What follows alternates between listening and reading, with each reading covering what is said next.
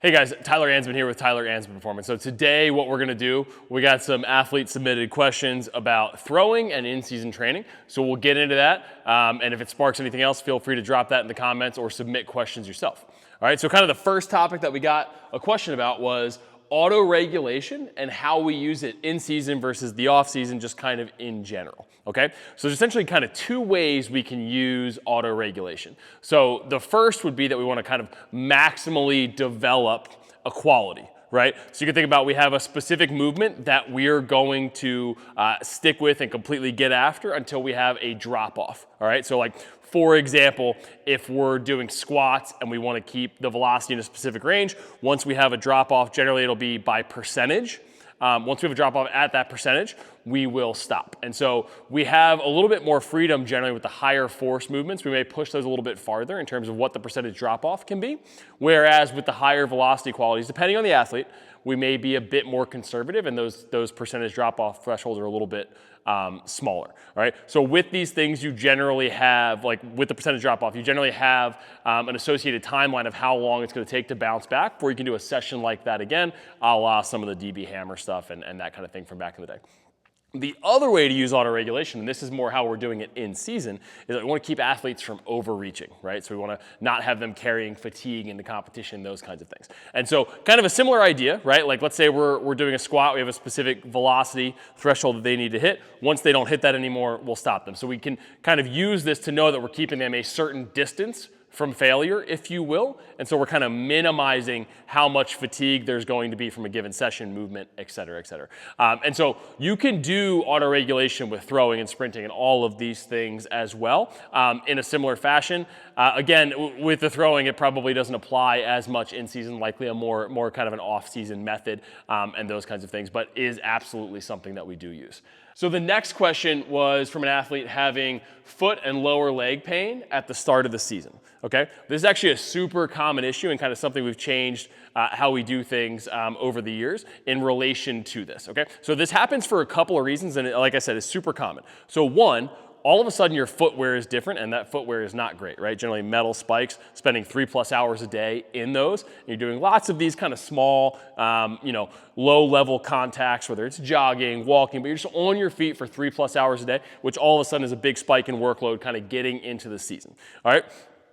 Second is we're getting a lot more like jogging, especially if you're a program that conditions a lot. All of a sudden, maybe you're running poles, you're doing whatever. And so we have not only this kind of crappier footwear, but then we've also got all this kind of uptick in time on the feet, contacts, all that kind of stuff. And so what we've kind of changed our mind on over the years is how much we're going to do in terms of, kind of conditioning or acclimation to this process going into the season, right? Ideally, this isn't something that we'd have to do a ton of because we would have kind of practice planned differently, especially for our pitchers, that kind of thing. But knowing that's not always how it is, what we will do is we'll have guys do a little bit more of their activity in their metal cleats, if that's what they're going to wear, kind of getting into that preseason period before practices are going to start. So this is a little bit more challenging in the Northeast, but something we can still do. And something, for example, we can at least have them do their tempo runs in their cleats, get acclimated to the footwear. The other thing that we'll do is we may up the frequency in terms of how often they're doing that aerobic conditioning, right? Low level stuff, but they're going to acclimate to these contacts so they're ready for kind of that time on their feet going into that. So those are just a couple of things, kind of some thoughts on that. But yeah, super common issue and something that we've kind of tried to acclimate to over the years. Okay, last question for this video.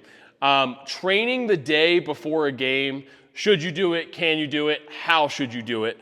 All of this was kind of part of the question. So a couple things. You absolutely can do it, and especially in a sport like baseball, we're going to play a lot of games pretty frequently and not a super long time span if we're talking about high school and college baseball especially, and the professional seasons, right? You're going to play a lot of baseball games in a relatively longer period of time, but still that frequency is super high. So in all of these cases, in general, almost no matter what position you play or what role you have on the pitching staff, et cetera, you're going to have to train the day before a game, okay? But this can look a little bit different depending on your role, how well trained you are, how frequently you're training during the in-season period. All of these things kind of come into play, okay? So a couple things you want to think about when we're talking about training the day before a game. One, intensity should be very high. Volume should be pretty low. right? Essentially, you want to leave the facility kind of wanting to do a little bit more. You don't want to leave it cooked or limping out of the gym. You've definitely done too much if we're getting there. This should be a potentiating session, okay? So we have a couple of ways we can do this. But one of the ways that I kind of prefer to do this is we can orient this towards the athlete's archetype, right? So our muscle-driven guys, they're going to generally have more of kind of a high force day the day before a game. And so this can be, overcoming isometrics can be a part of this. High loads can be a part of this.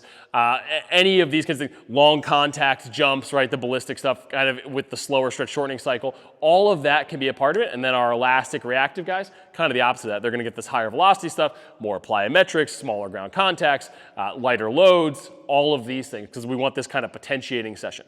And then kind of along those same lines, depending on how frequently you're training, this can be higher or lower volume depending on that. If you're only training twice a week, you're gonna have to do a little bit more in this session. If you're training 3-4 times a week, this can be truly a potentiating session, and we could be looking at somewhere between like 4 and 8 total sets of work, right? Not very much. And so there's just a couple ways you can do this.